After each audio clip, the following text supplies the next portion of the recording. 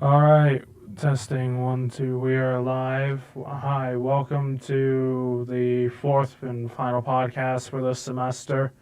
Since I only have about like 4 college days left until it ends. Matthew Whitman. I'm being joined by Francis Gill. How are you doing? Hi, Matt. It's nice to see you. How many? What is your job description here at the college? Since I'm interviewing another college employee. I work in the Accessibility Resources Office. That's the Office for Students with Disabilities. I'm a keyboard specialist, and I'm the front desk person. I'm the first person that students and parents meet when they come to the school for our department. How many years have you worked in the ARO office, Francis? Next month, on the 25th, will be 23 years. That's a lot of years and dedication. Do you have any unique stories related to any students that you would like to share? Absolutely, we have a lot of amazing students. Um, but I wanted to tell you that one of a gentleman that used to work for us, Joe Cruteau, he taught me a very wonderful lesson. He said a lot of times people will come to us because we're the Officer of Students with Disabilities, trying to make sure that we get the right accommodations for them. And he said they would start by saying, well, I can't do this, I can't do this, I can't do this. And he would say, you know what? Let's start out with what you can do, and then we'll work our way from there. So, see, that makes people feel like, they're empowered, that they do have qualities, assets that they can use. It's not what I can't do, it's what I can do, and then you work with that. Mm-hmm. Thank you, Francis. Would you? I'm sure the ARO office is also still speaking about the Cruteaus. I'm sure the ARO office is still remembering Brian Cruteau passed away earlier this January year. Um, how crazy was that event?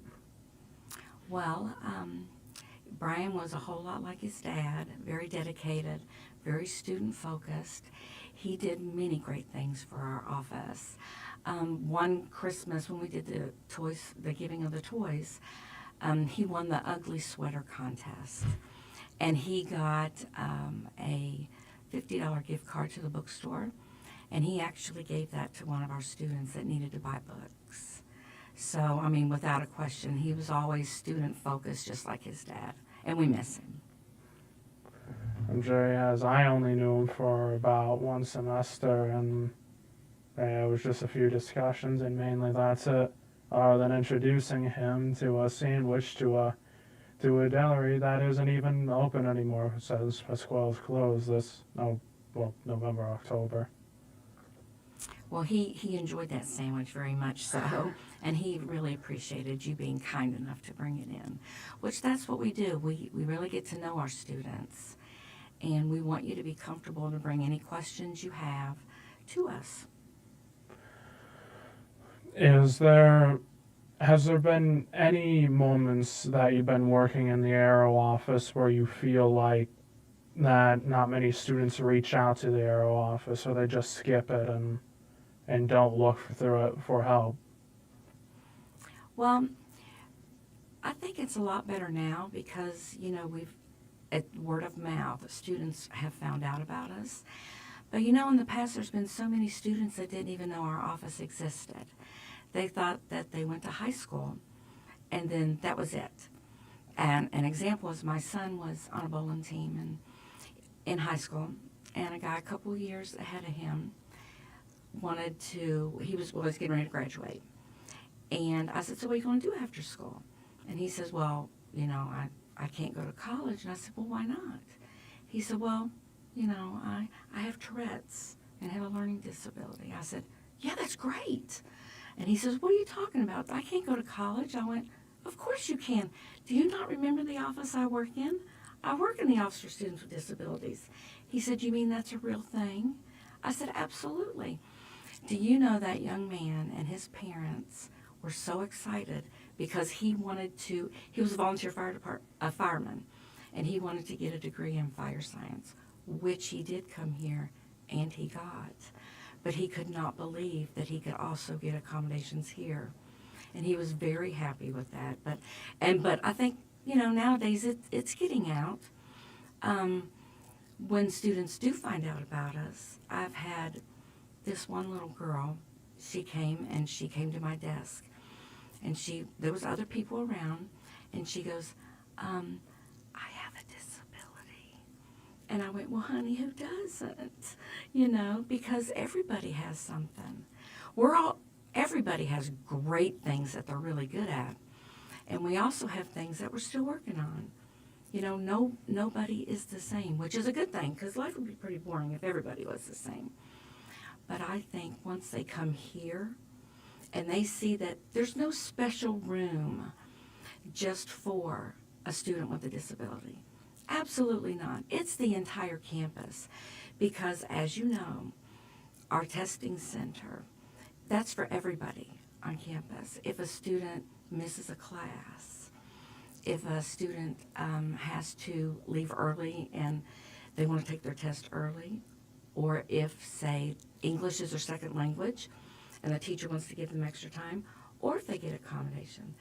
So everybody uses a testing center, not just a student with a disability.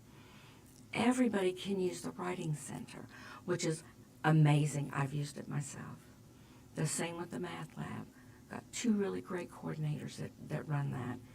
They do a great job, as well with the tutoring, which is just about in every subject. And then when you fall in the art department, which is accessibility issues, we've got so much technology, amazing tech guy that can walk you through everything, which I think John, and our accessibility specialists are completely amazing. Yeah, I know I haven't stopped in the ARO office much this semester as I've been busy on other stuff, including this, which is part of my class assignment right now. But regardless of that fact, what made you choose to work in the ARO department out of anything else that you could have done in the college? You're not even originally from the state, so what made you choose SUNY Broome out of everything else? Well, when I moved up here, I took a civil service test and got on a list. And when I got a call from Bruce Pomeroy, who was the director of Student Support Services at the time, and I found out what department it was for, that it was the Office for Students with Disabilities. You have no idea how right away, before I was even interviewed, that I really wanted this job, because it's a personal reason. My younger sister, who's 2 years younger than me, she had severe epilepsy growing up, and she was always in special ed classes. She told me how they were treated, totally different, not mean, but different than, say, if you want to call them regular students.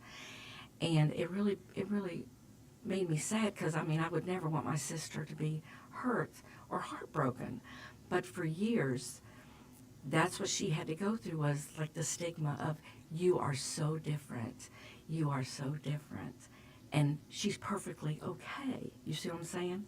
Well, my sister, when she found out that I got the job, because I didn't tell her what kind of job it was, and I told her what I was working for, who I'd be working for, she said, Frances, I wish there was someone like you when I went to school, because you're so nice, and you're welcoming. You wouldn't have made me feel bad about myself. So every single student that comes to my desk, I potentially see them as my sister, and I do my absolute best to help them. Mm-hmm. And speaking about being out of state, would you mind telling us which state you're from? I am from West Virginia, and I absolutely love it. Go WVU. I love my state. I love my small town. I miss it. My sister still lives there, and we could go back to visit, and she comes up here, but it's a beautiful place. But I do absolutely love this job, though. BCC is an amazing school. It's absolutely beautiful. When my mom visited, she thought it was the most beautiful school ever. And the fact that when I did get my job here, my son could go to school here, and my stepson, through tuition waivers. And my son got a college degree from here. And he could have got it without me being here working, but the fact that he had a great experience. My son is the first person in my family to graduate college. And on his dad's side, he's not only the first person to graduate college, he was the first person to graduate high school. Goodness. Yeah, so BCC has been a great, a great place in my whole life since I've lived here, which is, it'll be 24 years that I've lived here. But if you look at this campus, look how beautiful it is. I mean, the grounds are beautiful, the flowers, it's really nice. I mean, and everybody is very helpful. And it's a really good place to work. It is, and everybody is pretty much student friendly, wanting to help in any way they can. And I really enjoyed your podcast with Dr. Hawkins because I really like his theme, "This Is Me," because everybody's different, and I think that's amazing. Myself, I do. Well, I mean, this is just another one of streams that are going to go out in public. Anybody will be able to watch it. I know my father will be sharing it with everyone on campus as soon as that comes out. And I actually agree with you when it comes towards, I mean, you said that your son went here. Absolutely. The major thing and of course I could have went here without my father working here, but I don't know, doing me and my family being not that economically well off, it was like the opportunity of a lifetime that my dad worked here so that I could get a lot of tuition waivers and go here and experience it, and I would have never met you or anybody else otherwise, which I'm extremely thankful for. Well, thank you, Matt. I said, but you know what? You have surprised a lot of us in our office because when you first came here, you were so very shy. You didn't say a whole lot. And then as you notice, other students that come in, they kind of kept to themselves too. But then with you guys talking to each other and becoming friends, because everybody wants friends. And then you just kind of blossomed. And when Lisa, our coordinator of the Accessibility Resources Office, when we watched your podcast, we were just amazed at, not meaning it in a bad way, but look, Matt's grown up, because you did such a great job, and we're very proud of you. And that's the way we are with so many of our students when we get invited to their graduations and say, you helped us so much. We get so much more out of it than you do. When you say, oh, they helped me do this or do that, we are more than welcome to do it.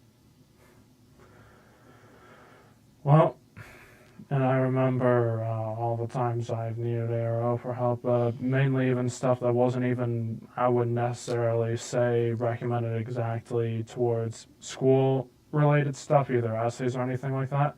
Majority of what I even just went into ARO even a week ago was mostly related to Access VR and how at the end of every semester they want the transcripts, and it can be quite confusing, at least for someone like me, to get a hold of all those to send directly to them.